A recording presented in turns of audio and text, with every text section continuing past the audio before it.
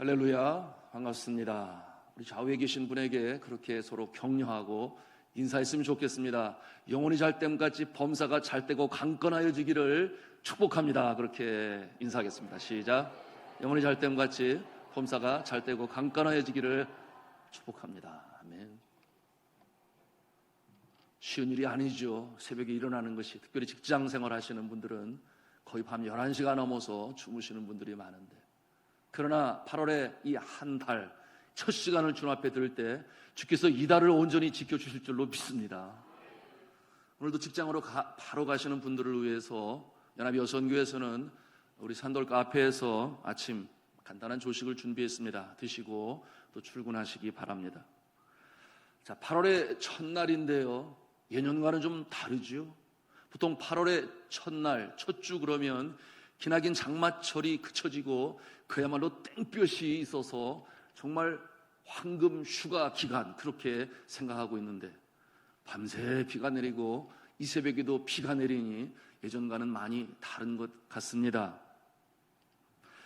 자, 작년에는 그렇게 더워서 뜨거운 바람이 불었잖아요. 제가 그 뜨거운 바람을 맞으면서 여기가 동남아 선교지인가, 네팔의 남쪽 지방인가, 뭐 그런 생각을 했더랬습니다만은 올해는 비가 길어서 그런지 그렇게 덥지 않아서 또 한편으로는 감사하기도 합니다. 저는 지난 화요일 저녁에 영흥도에 있는 우리 학생들 찾아가서 화평이 주례는 말씀을 전하러 가게 되었는데요, 가는 길에 보니까 대부도를 지나가는데 세상에 노상에서 포도를 파는 거예요. 벌써 포도철이 되었나? 뭐 그런 생각을 하면서 그런 생각이 들었습니다. 수박과 복숭아가 분명히 질투하겠다. 아직 내 철이 아닌데 왜 등장했냐? 아직 우리 철인데, 이렇게 생각하면서 질투하지 않았을까? 뭐 그런 생각을 했습니다. 8월이 되면 모든 만물은 열매가 있습니다. 무성한 나뭇잎 그 속을 가만히 살펴보면 분명히 열매들이 있어요. 왕성하게 자라고 있죠.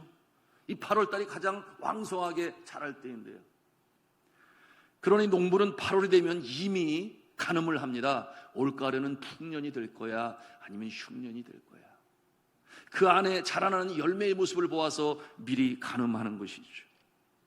자, 만일 8월인데도 과수나 논에 또는 벼에 그 열매가 달려있지 아니한다면 가을 추수는 기대할 수 없겠죠.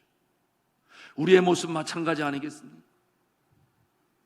인생의 가을이 오기 전에 우리의 심령에는 어떠한 열매로 자라나고 있는가? 여러분이 산천초목 만물이 그럼에도 불구하고 여전히 짱하는 하나님이 주시는 햇볕이 필요하고 하나님의 손길이 필요한데, 우리의 인생 여정에 익어져가는 열매도 하나님의 도움의 손길이 필요한 줄로 믿습니다. 우리가 어떻게 우리 인생의 심령의 열매를 맺어가며 또 익어갈 수 있을까? 영적인 가을을 맞이할 때에 아름다운 열매로 추수할 수 있을까? 오늘 성경 본문은 이에 대해서 말씀하고 있습니다. 우리는 어떻게 열매를 잘 맺을 수 있을까? 주님께서도 말씀을 하셨습니다. 이러므로 그들의 열매로 그들을 알리라.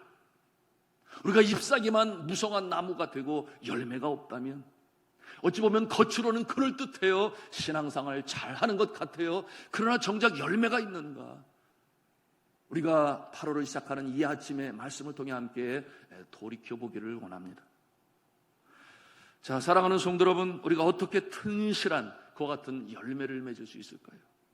오늘 성경 본문은 이와 같은 열매를 거두는 농사에 대해서 말씀하고 계시는데요, 15장 1절에 예수님이 말씀하십니다. 나는 참 포도나무요 내 아버지는 농부라. 2절이 중요한데요, 우리 2절 말씀을 같이 읽겠습니다. 시작. 물은 내게 붙어 있어 열매를 맺지 아니하는 가지는 아버지께서 그것을 제거해 버리시고, 무릇 열매를 맺는 가지는 더 열매를 맺게 하려 하여 그것을 깨끗하게 하시느니라. 아멘. 자, 여기서 우리는 질문할 수 있어야 하겠습니다. 나는 정말 열매 맺는 가지인가 아닌가? 여러분은 어떠하십니까? 자신에게 물어보시기를 바랍니다. 가을이 와봐야만 알 수 있을까요? 그러면 너무 늦은 것 아니겠습니까? 사랑하는 성도 여러분, 우리가 믿음으로 확인할 수 있어야 되는데요, 열매 맺는 가지는 어떠한 가지입니까? 그 조건이 아주 명료합니다. 참 포도나무인 예수님과 함께 붙어 있으면 됩니다. 그것이 열매 맺는 가지인 것이죠. 자, 여러분은 예수님을 믿습니까? 참 구세주로 믿고 예수 그리스도를 삶의 주인으로 영접하셨습니까? 그렇다면은 포도나무에 붙어있는 가지인 줄로 믿으시기를 바랍니다. 참 포도나무인 예수님과 붙어있으면 되고, 그것은 곧 예수 믿는 자의 모습이라고 말씀하고 있습니다. 우리 이전의 말씀을 통해서 확인할 수 있잖아요. 열매 맺지 아니하는 가지는 이미 제거해 버리셨다, 그렇게 말씀해요. 무슨 말씀입니까? 가짜는 제거되어 버린 것입니다. 그 잘라내는 주권이 하나님께 있음을 우리가 믿습니다. 하나님께서 농부가 되시기 때문에 그러하신 것이죠. 이미 보고 계신 것이죠. 성경적 배경으로 보면은 가십과 위선으로 실천이 없었던 바리새인들을 두고 예수님께서는 이 말씀을 주신 것입니다. 사랑의 실천이 없어요. 외식으로 가장하고 있습니다. 그 이유가 무엇이겠습니까? 참 포도나무인 예수 그리스도를 저들이 영접하지 아니했어요. 믿지 아니했습니다. 그와 같은 바리새인들을 바라보시면서 예수님께서 그 말씀을 주신 것이죠. 우리에게 큰 교훈이 됩니다. 우리가 심령의 열매를 맺게 하시기 위해서 이미 하나님께서는 만세전에 우리를 택하셨는 줄로 믿으시기를 바랍니다. 그러므로 예수 믿게 하신 것이죠. 그러니 3절의 말씀으로 설명하고 계십니다. 우리 3절의 말씀을 또 읽도록 하겠습니다. 시작. 너희는 내가 일러준 말로 이미 깨끗하여졌으니, 너희는 이미 깨끗하여졌으니, 제자들을 두고 하시는 말씀인데요, 예수님을 마음의 구세주로 영접한 자들 이미 깨끗하여졌으니 열매를 맺게 될 것이다. 자, 그런데 중요한 것은 무엇입니까? 이 칭의 구원을 받은 것으로, 그것으로 그쳤다라고 생각하는 사람들이 이 세상은 너무나 많은데요, 여러분, 칭의 구원으로 다가 아니라 그 위에 우리가 이루어야 할 구원이 있으니 이를 sanctification이라고 하는 신학적 용어로 성화라고 말을 하는데요, 성화 구원으로 우리가 자라나갑니다. 여기에 비로소 열매 맺는 풍성함과 그 기쁨을 우리가 맛보게 되는 것인데요, 칭의 구원과 성화 구원에 이 차이점이 있어요. 칭의 구원은 단번에 이루어집니다. 예수 믿는 그 순간 성령이 우리 안에 내주하심으로 구원받은 백성이 되어지지만, 그러나 성화 구원은 시간을 두고 이루어져 갑니다. 그러므로 예수님의 성품을 달라갑니다. 신앙의 세월이 길어 갈수록 변화의 모습이 나타나는데, 그 모습은 바로 열매 맺는 삶의 모습이라고 우리가 말할 수 있겠습니다. 날마다 이루어져가지고 시간이 걸립니다. 그러므로 빌립보 2장 12절에 이렇게 말씀하죠. 그러므로 나의 사랑하는 자들아, 너희가 나 있을 때뿐만 아니라 더욱 지금 나 없을 때도 항상 복종하여 두렵고 떨림으로 너희 구원을 이루라, 그렇게 말씀합니다. 구원을 이루어 가라, 그렇게 말씀하고 계세요. 이미 구원 받았는데, 그렇죠? 구원 받았어요. 예수를 믿음으로. 그러나 여전히 이루어 나가야 될 이 구원을 우리는 성화 구원이라고 표현합니다. 이 모습은 마치 봄철과 여름이 지나고 가을이 되면 열매를 맺듯이 우리의 인생 여정에 성화 구원을 이룬다 하면 매일같이 변화되어져서 성숙한 모습으로 자라가는 것입니다. 예수님의 성품을 닮아가는 거예요. 그와 같은 저에게 풍성한 열매가 맺힙니다. 신앙생활에 기쁨의 역사가 나타나는데요, 이와 같은 축복의 역사가 있기를 주님의 이름으로 축복합니다. 이와 같은 자의 삶은 이미 5절의 말씀을 통과한 것인데요, 5절 읽었습니다만 다시 한번 읽겠습니다. 시작. 나는 포도나무요 너희는 가지라. 그가 내 안에 내가 그 안에 거하면 사람이 열매를 많이 맺나니 나를 떠나서는 너희가 아무것도 할 수 없음이라. 아멘. 우리가 예수 그리스도를 믿으면 주님 안에 거합니다. 그런데 말씀드린 대로 거기에서 끝이 아니에요. 어떻게 풍성한 열매를 맺는 기쁨의 삶으로 살아갈 수 있는가? 믿음의 증거로 나타나야 되는데, 믿음의 증거로 나타나는 것, 그 모습이 어떤 모습일까요? 예수님께서는 10절에 거기에 대해서 말씀하고 계십니다. 우리 같이 10절 말씀을 읽겠습니다. 시작. 내가 아버지의 계명을 지켜 그의 사랑 안에 거하는 것 같이 너희도 내 계명을 지키면 내 사랑 안에 거하리라. 아멘. 계명을 지킨다고 말씀하고 있어요. 우리가 계명을 지킴으로 구원을 받는 것이 아니라 우리가 구원을 받았다고 하는 그 증거로 우리는 주의 말씀을 즐겁게 묵상하고 지키며 살아감을 믿으시기 바랍니다. 억지로가 아니라 저절로 성령의 충만함을 받은 자는 계명을 지키고 묵상하며 살아갈 때에 기쁨이 임해요. 계명을 지켜서 구원받는 것이 아니라 예수 믿고 그 안에 거하는 자는 계명을 지킨다 말씀드렸습니다. 그 계명을 잘 지키는 자는 그의 사랑 안에 거하는 기쁨과 복을 누리게 되는 것입니다. 자, 이 계명, 실천으로 행해야 되는 계명, 어떠한 모습이 되겠습니까? 크게 말씀을 통틀어 우리는 이렇게 생각해 볼 수 있어요. 한번 한 음성으로 따라 쓰겠습니다. 첫째는 진리인 하나님의 말씀, 진리인 하나님의 말씀. 둘째는 영과 진리로 드리는 예배, 영과 진리로 드리는 예배. 셋째는 주님과 교제하는 기도, 주님과 교제하는 말씀과 예배와 기도. 이것이 주님 안에 거하게 하는 가장 근본적인 하나님의 가르침이며 계명인 것을 우리는 말씀을 통해서 보게 됩니다.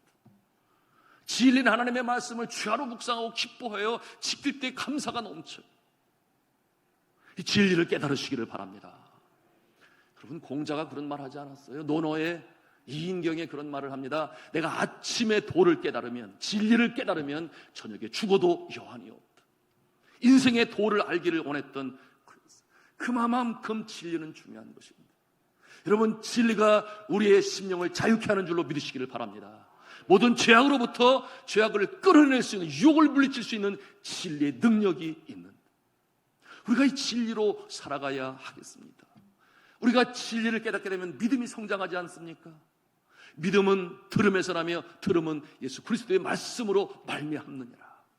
말씀으로 승리해 나가시는 이 8월 한 달이 되시기를 주님의 이름으로 축복합니다. 두 번째, 예배라고 그랬어요. 신령과 진정으로 감사로 드리는 예배. 여러분, 예배는 무엇입니까? 하나님께서 창조주가 되심을 인정하고 예수님이 나의 구세주가 되시고 나의 심령의 주로 통치하심을 감사함으로 받아들이고 주님 앞에 영광을 올리는 것이 예배입니다. 그러니 예배를 드릴 때 하나님이 얼마나 우리를 어여삐 보시겠어요? 기뻐 받으시죠. 그러니 복이 임하는 것입니다. 이 한 달 예배로 승리하시는 예배의 성공자가 되시기를 주님의 이름으로 축복합니다. 세 번째로는 뭐라고 그랬어요? 주님과 함께하는 교제라고 그랬습니다. 기도라고 그랬어요. 기도는 하나님과 우리의 사이에 이 사이를 연결하는 끈이 됩니다. 기도는 하나님과 우리 사이의 간격을 넘게 하는 교량이 됩니다. 기도는 말씀으로 기록되어진 하나님의 말씀이 정말 진리라고 깨닫게 하는 하나님의 뜻을 분별하는 것이 바로 이 기도입니다. 그런가 하면 기도는, 한번 따라서 하겠습니다. 하늘의 능력이 이 땅에 임하게 하는 일에 통로가 된다. 아멘입니까? 아멘이에요. 기도는 하늘의 능력이 이 땅에 임하게 되는 일에 통로가 되는 이 기도, 예배와 진리의 말씀과 기도, 이것이 우리가 가지의 모습으로 참 포도나무인 예수님 안에 거하는 그 가장 중요한 계명이 됨을 우리가 잊어서는 아니 돼야 하겠습니다. 자, 이번에 화평이들에 가서도 그런 말씀을 전했어요. 정말 예수님을 구세주로 인정하느냐? 그러면 기도할 수밖에 없다. 왜 그러냐 하면 그 모습은 마치 어린 아이들이 힘들고 어렵고 지치면 누구에게 가느냐? 여러분, 누구에게 가느냐? 엄마에게 가요. 엄마에게. 날 가장 사랑하는 사람이 엄마니까 엄마는 이해해 줄 거야. 내 말을 들어줄 거야. 그리고 나를 사랑할 거야. 엄마에게 가요. 그런데 엄마는 해줄 수 있는 일이 있고 해줄 수 없는 일이 있다. 엄마는 사랑으로 모든 것을 다 해주기를 원하나 그러나 해결하지 못하는 부분이 있는데 우리 하나님은 전지전능하시니 하나님께 나가 기도하고 간청하면 그들을 반드시 들어주는데, 그런데 정말 하나님이 엄마보다 더 여러분을 사랑하는 것을 어떻게 알 수 있느냐?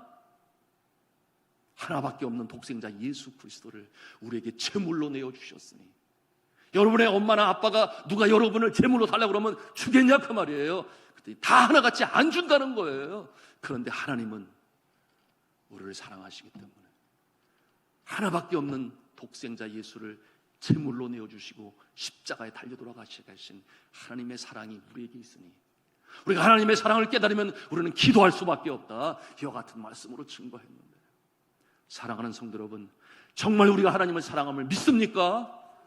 그 사랑이 우리의 가슴에 새겨진 자는 기도할 수밖에 없는 것이죠. 왜? 그분이 전지전능하심을 우리가 확신하기 때문에 그러한 것이죠. 이 시대에 이와 같은 모습으로 살아간 믿음의 사람들 왜 없겠습니까? 우리 성도들 가운데도 있죠.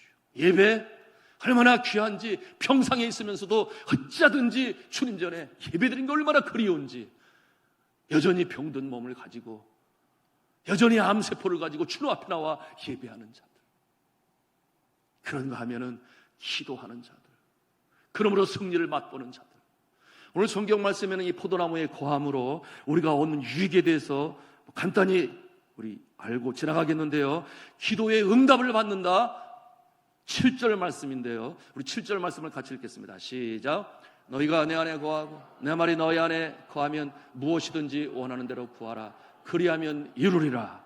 그런 거면은 이 포도나무에, 참 포도나무의 가지로 있으면 어떠한 유익이 있습니까? 하나님의 영광이 나타난다 그랬어요. 우리 8절 말씀을 또 읽겠습니다. 시작. 너희가 열매를 많이 맺으면 내 아버지께서 영광을 받으실 것이요 너희는 내 제자가 되리라. 아멘. 하나님의 영광이 나타나는 인생이 바로 이 같은 가지로 붙어있는 자가 겪게 되고 경험하게 되고, 그런가 하면은 하나님께서는 우리로 하여금 가지로 참 포도나무에 붙어 있게 되면은 기쁨이 충만하게 될 것이다, 그렇게 말씀하고 있는데요, 11절 말씀을 같이 읽겠습니다. 시작.